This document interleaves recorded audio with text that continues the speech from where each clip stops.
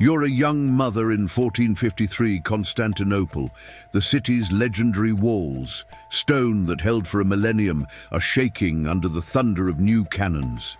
3 days ago, your husband fell on the ramparts. Now the door is splintering, and you clutch your infant, knowing that survival will not feel like mercy. For 6 centuries, the empire advancing beyond those walls would stretch across 3 continents. We remember domes and courtyards, polished strategy, larger-than-life rulers. But another machinery moved behind the banners, one that turned conquest into procedure and people into entries on a page. When a stronghold finally yielded, the fighting did not end so much as it changed uniforms. What followed was not chaos, it was administration. Contemporary witnesses describe columns of captives, registers opened on makeshift tables, officials noting age, origin, condition. The language was dry, the purpose was not. Populations were processed, not only soldiers but households, sorted according to utility, as if the city were a storehouse to be inventoried. The shock was part of the design. The sorting took place in public squares, often within sight of shattered gates or smoke from burned halls, so that the message traveled faster than any messenger. Resistance had a cost that continued long after the battle was decided. Men of fighting age faced the harshest terms. Some were executed after surrender to prevent future revolt. Others were marched away in groups, their fate recorded, not argued. Younger boys, considered moldable, were separated for imperial service and education, an organized system of removal and retraining that reshaped identities for the state's benefit. The intent was long-term. Today we would call it policy. Then officials called it order. Women and girls were assessed in categories that paired age with assigned roles. The language in surviving records is careful and transactional. Numbers, valuations, destinations, revealing less about the people than about the priorities of the system. Some were directed toward domestic service in elite households, some toward labor, some dispersed among troops as rewards. The procedure reduced names to descriptions. It replaced family ties with inventory lines, and because it was predictable, it became a weapon. Towns that heard what happened elsewhere often chose to yield at first sight of banners rather than risk the aftermath they had learned to fear. Transport itself was organized with chilling efficiency. Manifests listed human beings alongside textiles and spices, an accounting habit that treated lives as freight to be delivered intact. The goal was not cruelty for its own sake. It was control of bodies, of futures, of memory. Mortality on the journey was noted as loss, not tragedy. The tone tells you everything. This was a system that saw people as inputs. The psychological campaign was as deliberate as the paperwork. Separations happened where families could see them. Communities were made to watch the process unfold, imprinting the lesson that resistance would fracture households as surely as battering rams fractured gates. Over time, the reputation of this post-siege routine worked like artillery fired in advance. Cities surrendered to avoid the aftermath they could now predict. None of this was improvised. Incentives rewarded numbers taken as much as ground gained. Information networks mapped villages and harvest cycles, choosing moments when seizure would be easiest and shock greatest. The method traveled with the armies, replicated from fortress to market town with the same matter-of-fact precision as tax collection. This is the part of conquest that rarely enters legend. The clip of a clerk's pen, the quiet of a square after the lists are closed, the long road out of a city that no longer feels like home. Victory did not end at the breach. It continued in ledgers, in corridors, in the slow remaking of lives to fit imperial needs. And for the survivors, that is where the story truly began. The fall of Constantinople marked only one example of a pattern repeated across centuries. What looked like victory in the field was, in reality, the opening act of a longer performance. Behind the triumphal entry of soldiers came administrators, scribes, and overseers. They carried not banners but ledgers. Their task was to ensure that the human cost of conquest became a resource rather than a liability. The system hinged on categorization. Men of age to bear arms were often deemed a future risk. Many were eliminated quickly, not in the frenzy of combat, but in calm, organized groups, their absence justified as necessary security. Boys too young to fight but old enough to grow into resistance were absorbed into training systems designed to overwrite family and faith with loyalty to the empire. Records from later centuries show how carefully these youths were tracked, each one becoming a future soldier or administrator molded in the state's image. Women endured a different form of processing. Young women of certain ages were considered valuable assets. They were not described by name, but by number, by physical condition, by the price that could be fetched in a marketplace. Others were deemed suited to labor, while those beyond a certain age were often discarded, their lives reduced to a calculation of costs versus returns. The cruelty lay not only in the actions, but in the paperwork itself. The casual way lives were reduced to inventory lines. Children, too, were separated with intent. Very young boys were marked for conversion and re-education, their identities reshaped over years until little remained of their original culture. Girls too young for immediate use were placed into what records euphemistically called programs of formation, designed to prepare them for roles the empire had already decided for them. The separation of families was deliberate. Mothers were forced to watch daughters and sons taken in opposite directions, the breaking of bonds serving as a warning etched deeper than any scar. Survivors carried those wounds back to their communities, spreading fear like wildfire. Villages who heard what had happened in Constantinople, Thessaloniki, or Belgrade often surrendered without a fight, hoping to avoid the trauma of forced processing. Ironically, surrender seldom spared them. The empire had discovered that fear was as effective a weapon as steel, and its reputation alone could silence opposition long before armies arrived. Transport was no less calculated. Specially constructed vessels carried people as cargo. Archaeological remains revealed compartments with airflow systems and storage designed for long voyages, not for comfort, but to maximize survival rates and thus economic value. Losses were measured, logged, and accepted, much like spoiled goods in a merchant's inventory.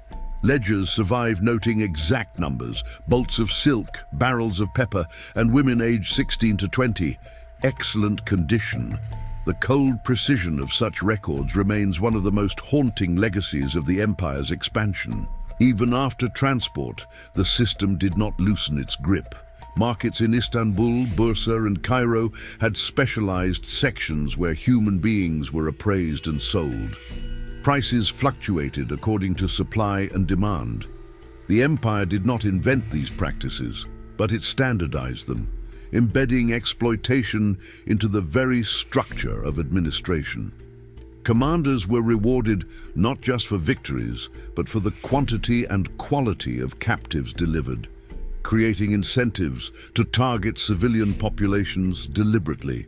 This was conquest, measured not only in miles gained, but in people reduced to statistics.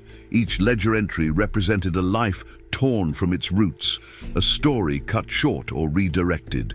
The empire thrived not only on military brilliance, but on a machinery of dehumanization that reached into every conquered town. It was as much about numbers as it was about fear, and together those forces built an empire whose shadow stretched across continents. For those who survived the first brutal days of conquest, the ordeal was far from over. What awaited them was a slow process of transformation, designed not only to control their bodies, but to reshape their identities. This was the quiet phase of conquest, one that unfolded in halls, courtyards, and training centers, rather than on battlefields. The empire's laws provided the framework. Surviving records reveal procedures that turned the extraordinary into routine. Widows of fallen soldiers were claimed by those who defeated them, not as a matter of impulse, but of codified regulation. Witnesses were required, signatures recorded, ownership established as carefully as if the dispute were over land or livestock. These marriages of war erased old lives, replacing them with new names, new faiths, and new duties dictated by the conquerors. Conversion ceremonies played a central role. Women were brought before officials, compelled to renounce their past beliefs in public displays meant to humiliate and to sever ties with their communities. Some were required to spit upon symbols of their old religions, others to burn texts held sacred by their ancestors. These actions were not spontaneous insults, but staged performances, calculated to instill despair in the participants and fear in those who witnessed. The empire established dedicated centers where this reprogramming was carried out. Archaeological remains of such complexes reveal standardized designs, small chambers for confinement, larger spaces for group instruction, courtyards where daily routines were monitored. Everything was arranged to strip away individuality and enforce submission. These were not prisons in the traditional sense. They were factories of identity, places where cultural memory was methodically dismantled and replaced. For many women, motherhood itself became a tool of control. Pregnancy was sometimes forced to create bonds that tethered captives to their captors. Children born from these unions were separated at an early age, ensuring that mothers lost both freedom and family. Boys were absorbed into military academies, while girls were evaluated for future use in domestic or reproductive roles. The cycle perpetuated itself, each generation feeding into the machinery of empire. Psychological warfare was never far from the surface. Families were often told that their villages no longer existed, that loved ones were dead, even when such claims were false. The goal was to extinguish hope, to convince captives that return was impossible and resistance futile. Records suggest that such manipulations were effective. Women who believed they had no one left outside the empire were less likely to escape or rebel. Meanwhile, the empire broadcast these practices as much as it concealed them. Reports of what happened to conquered women spread intentionally, reaching towns and cities far beyond the immediate battlefield. The effect was powerful. Communities, fearing the fate they had heard described, often surrendered before a siege began. In this way, cruelty became strategy, a weapon as real as any blade. This blending of law, ritual, and rumor shows how conquest extended beyond the clash of armies. It entered the home, the family, the very fabric of daily life. And for those who lived through it, the greatest wound was not always physical. It was the erasure of identity, the loss of self that came from being turned into a number in a ledger, an entry in a bureaucrat's book. The machinery of empire did not pause once territories were secured. Instead, it refined itself with each campaign, learning from experience and adapting its methods to maintain control over vast populations. This evolution was visible in the tribute system, where communities were compelled to give up not only wealth and crops, but also their children. Boys taken through the Devshirme levy are well remembered, but parallel systems quietly targeted young girls as well.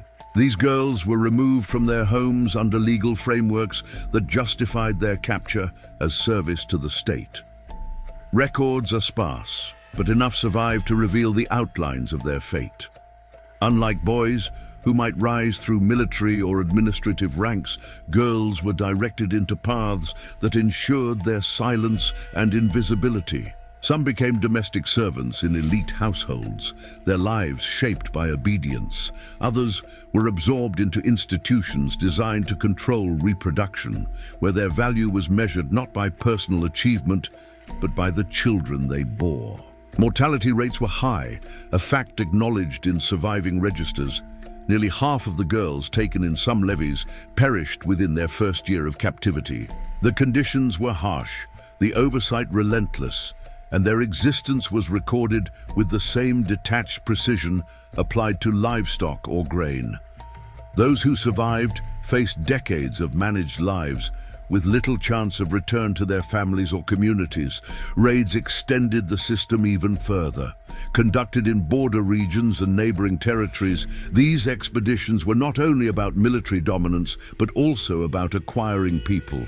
Scouts were dispatched months in advance to identify which villages would provide the greatest yield. Families, aware of what might come, sometimes resorted to extreme measures to protect their daughters, scarring their faces, disguising them, or hiding them in underground chambers. But the empire adapted. Torture of captured villages was used to uncover these hiding places, turning acts of desperate protection into traps that doomed entire communities. Over generations, this cycle reshaped culture. Entire societies developed customs centered on protecting women from capture. Oral traditions, festivals, even architectural designs reveal adaptations to an environment of constant threat. The fear became part of identity, woven into songs and stories passed down through families. It was a form of collective memory that testified to the persistence of trauma long after the soldiers had marched on. The empire's administrators saw all this as efficiency. They treated people as resources to be collected, managed, and redistributed. The records left behind show a chilling level of detail. Age ranges, health assessments, productivity measures. In some cases, registers even tracked pregnancy cycles and infant outcomes, reducing human experience to data points in a system that prioritized imperial strength over individual lives. This is the side of empire rarely celebrated, the cold calculus that underpinned its expansion. Behind the grand mosques, the military victories, and the long reigns of powerful rulers lay an infrastructure of human exploitation.